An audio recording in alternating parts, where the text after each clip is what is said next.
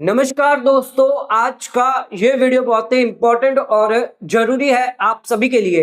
आज के इस वीडियो का टॉपिक है वरिष्ठ नागरिक बचत योजना, जो है हमारी senior citizen saving scheme. Post office द्वारा ये जारी करी गई है। 1 अप्रैल 2026 से अब आपको मिल सकता है 20,000 रुपए से अधिक का ब्याज, वो भी हर महीने।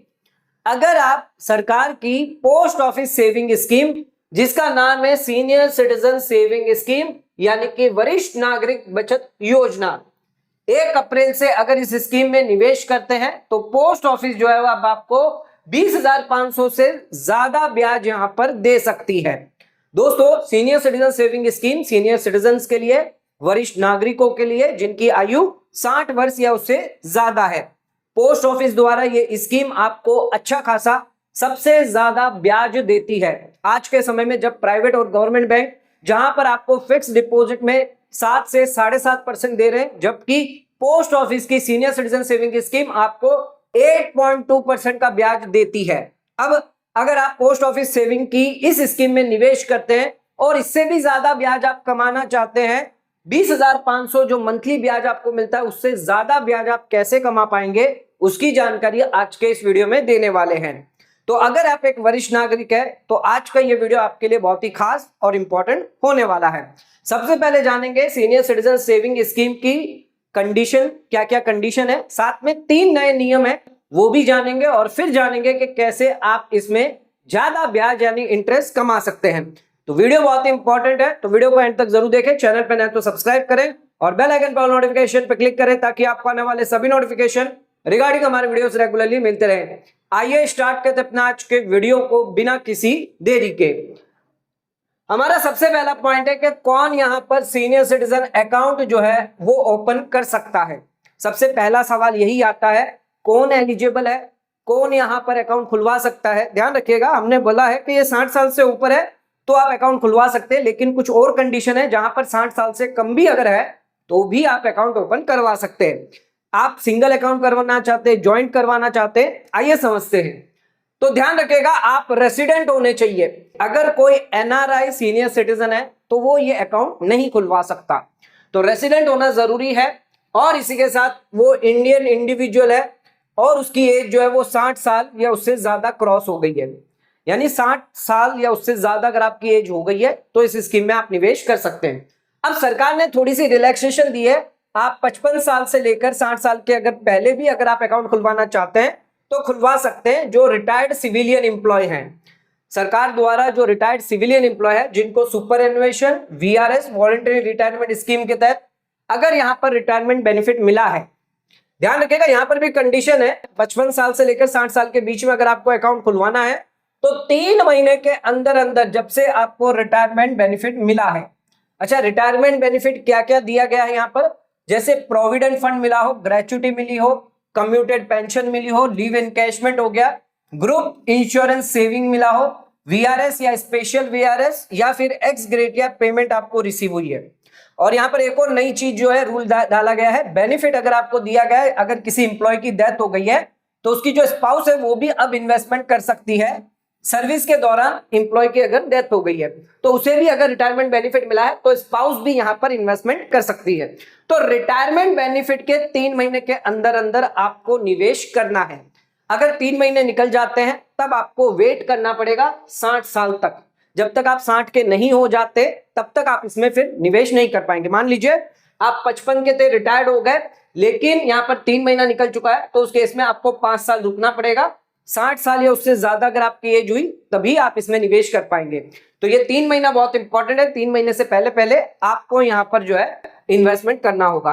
अच्छा, रिटायर्ड डिफेंस के एम्प्लॉय है तो उन लोगों के लिए यहाँ पर एज जो है वो 55 से कम करके या 60 से कम करके 50 कर दी गई है। आप 50 की या 50 क्रॉस कर देते हैं तो आप निवेश कर सकते हैं। कंडीशन वही है, 3 महीने के अंदर अंदर रिटायरमेंट बेनिफिट आपको निवेश करना होगा। अच्छा, एक नई रूल यहाँ पर लाया गया है कि स्पाउस जो होगी वो अब यहां पर गवर्नमेंट एम्प्लॉय के बिहाफ पर अकाउंट खुलवा सकती है। सेंट्रल गवर्नमेंट हो, स्टेट गवर्नमेंट हो, जिसकी डेथ हो गई सर्विस दौरान, ड्यूटी के दौरान अगर डेथ हो जाती है तो वाइफ यहां पर अकाउंट खुलवा सकती है। कंडीशन यहां पर एक है कि जो एम्प्लॉय है, एक तो गवर्नमेंट एम्प्लॉय होना चाहिए और दूसरा उसकी एज 50 साल या उससे ज्यादा होनी चाहिए। तो उस केस में जो स्पाउस है, जो विडो है, वो यहाँ पर सीनियर सिटीजन अकाउंट एम्प्लॉय, जो गवर्नमेंट एम्प्लॉय, उसके नाम से खुलवा सकती है। अच्छा, अकाउंट यहाँ पर आप सिंगल भी खुलवा सकते हैं, आप चाहें तो ज्वाइंट भी खुलवा सकते हैं स्पाउस के साथ।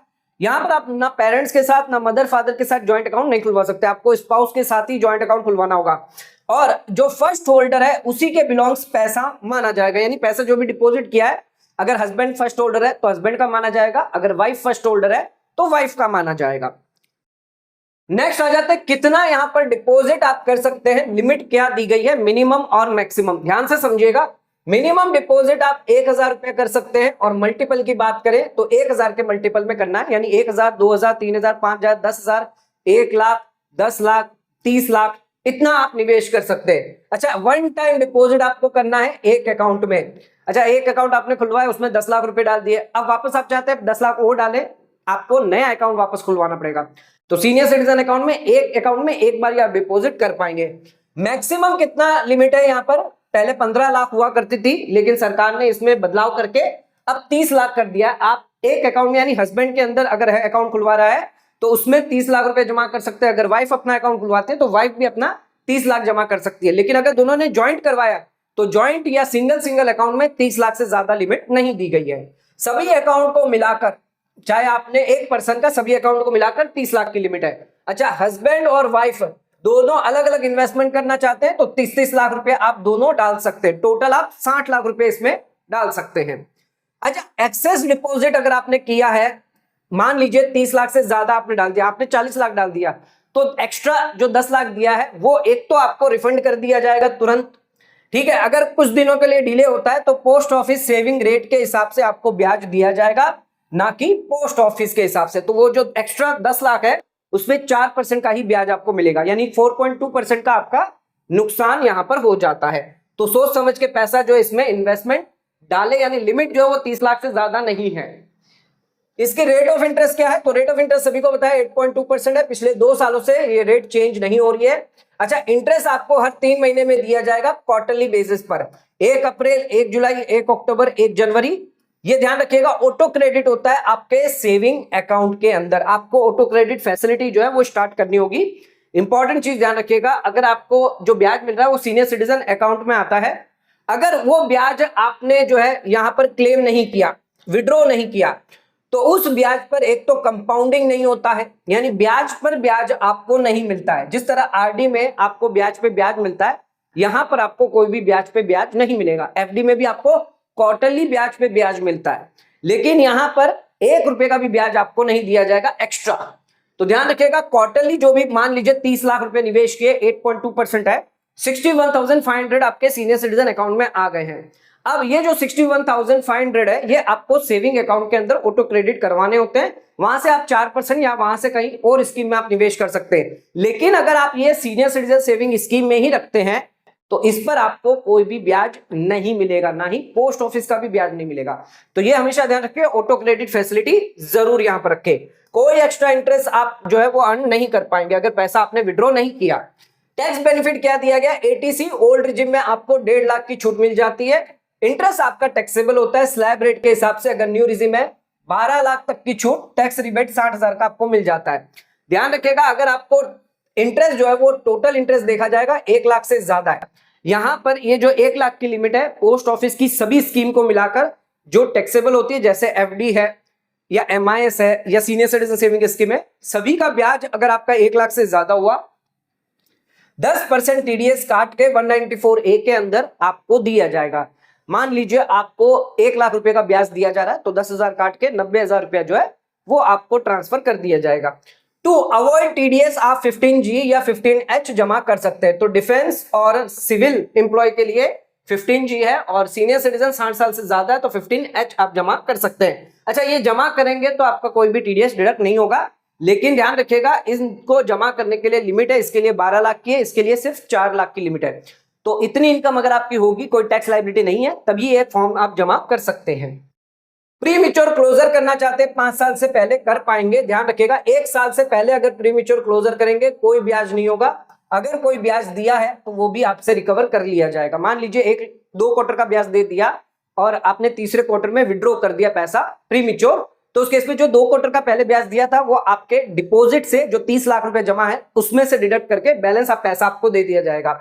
1 साल के बाद या 2 साल से पहले अगर पैसा विड्रॉ करते हैं तो 1.5% की पेनल्टी लगेगी डिपॉजिट पे।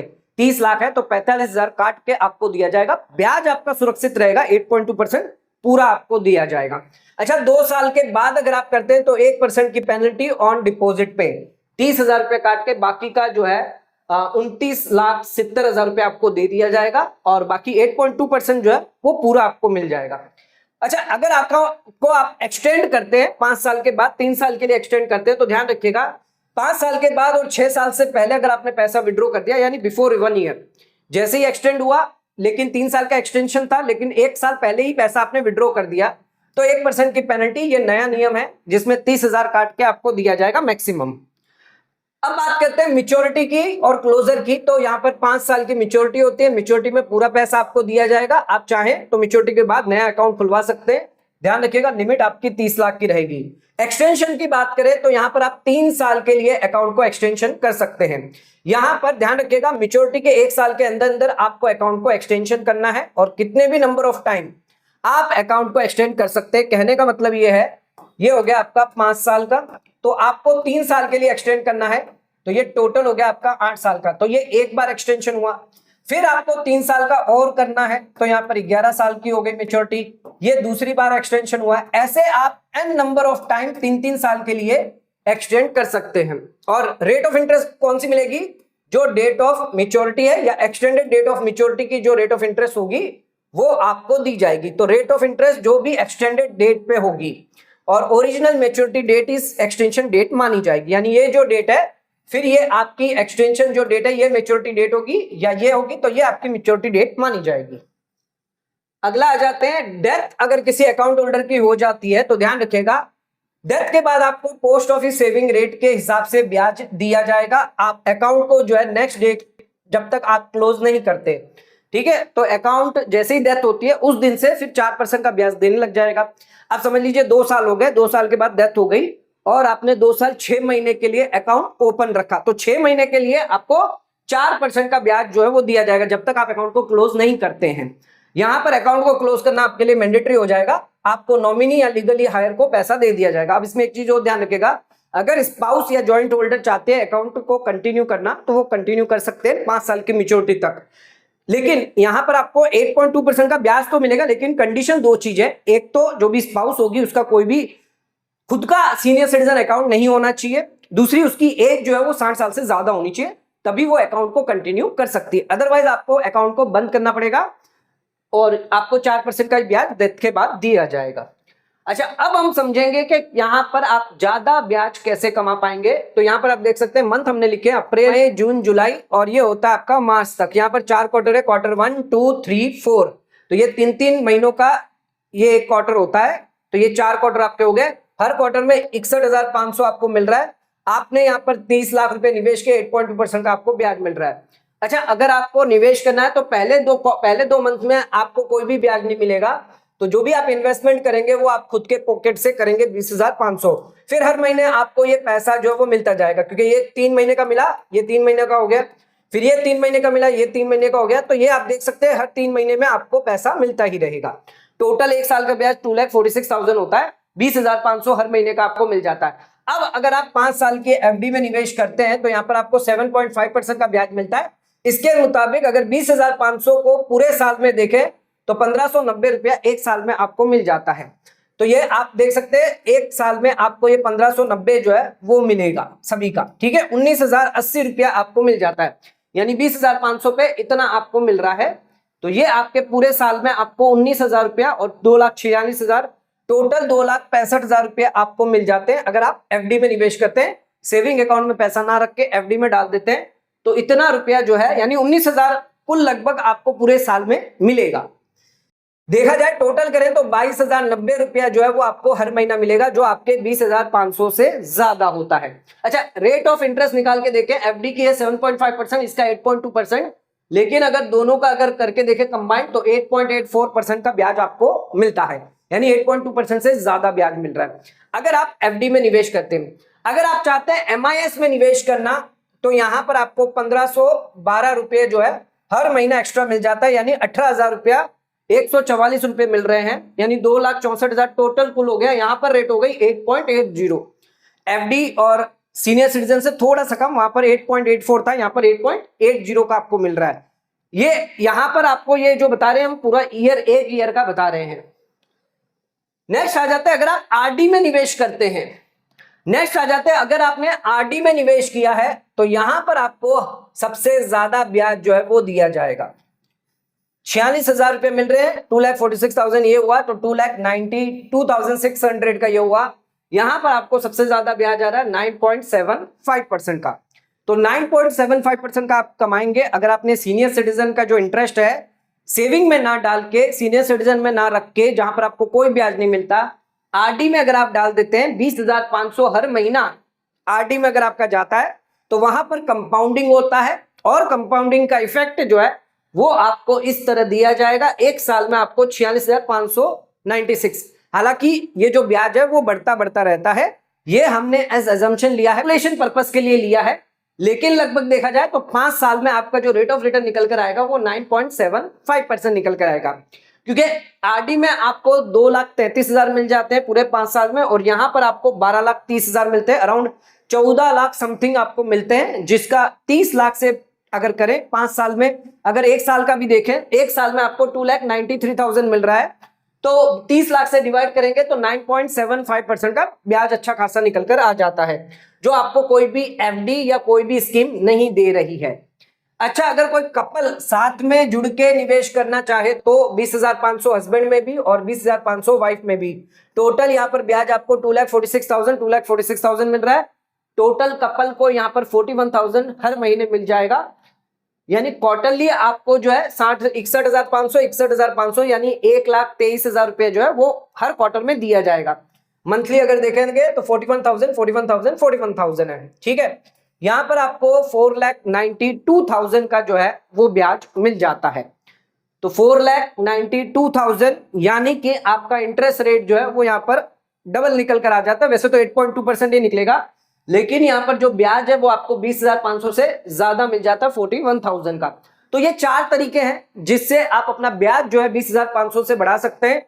8.2% जो रेट मिल रही है उसको भी आप इंक्रीज कर सकते हैं अगर आपको रेगुलर एक्सपेंडिचर नहीं चाहिए। अगर आपको रेगुलर खर्च के लिए अगर पैसा चाहिए तो इस केस में ये चारों ऑप्शन आपके लिए काम के नहीं है। अगर आप इन्वेस्टमेंट करना चाहते हैं, सोचते हैं कि 5 साल के बाद मुझे पैसा चाहिए, 5 साल के बाद मेरी जरूरत है, तो इस स्ट्रेटजी से आप पैसा जो है वो ब्याज पे ब्याज कमा सकते हैं। अगर आपने सीनियर सिटीजन में रखा या सेविंग में रखा, वहां पर आप पैसा नहीं कमा पाएंगे, लेकिन अगर आपने आरडी में रखा तो वहां अच्छा खासा 9.75% मिल जाएगा। अगर आपने उसी के साथ स्पाउस का भी अकाउंट खुलवा दिया, वहां पर भी निवेश कर दिया, तो वहां पर भी अच्छा खासा पैसा आपका बन जाता है। फिर आप वापस 5 साल के बाद जो है सीनियर सिटीजन अकाउंट में डालें, वहां से हर महीने या हर क्वार्टर पैसा आपको ज्यादा इंटरेस्ट आता रहेगा। तो अगर 5 साल का अगर आप इन्वेस्टमेंट लेके चलते हैं तो ये आपके लिए बेस्ट ऑप्शन होता है। 2 ऑप्शन मैंने बता दिए, एक तो आरडी में आप निवेश करें, साथ में आप स्पाउस के अकाउंट में भी निवेश कर सकते हैं जिसमें आपको लिमिट ज्यादा मिल जाती है। जबकि आप अगर सेविंग में रखते हैं, एफडी में रखते हैं, तो वहां पर आपको 7, 7.5, सेविंग में आपको 3 या 4% यहां पर दिया जाता है। तो दोस्तों, आज का वीडियो अगर आपको पसंद आए तो वीडियो को लाइक शेयर सब्सक्राइब करना ना भूलें। वीडियो को ज्यादा से ज्यादा शेयर करें ताकि और लोगों तक इसकी नॉलेज पहुंच सके। आज का वीडियो खत्म करते हैं, धन्यवाद।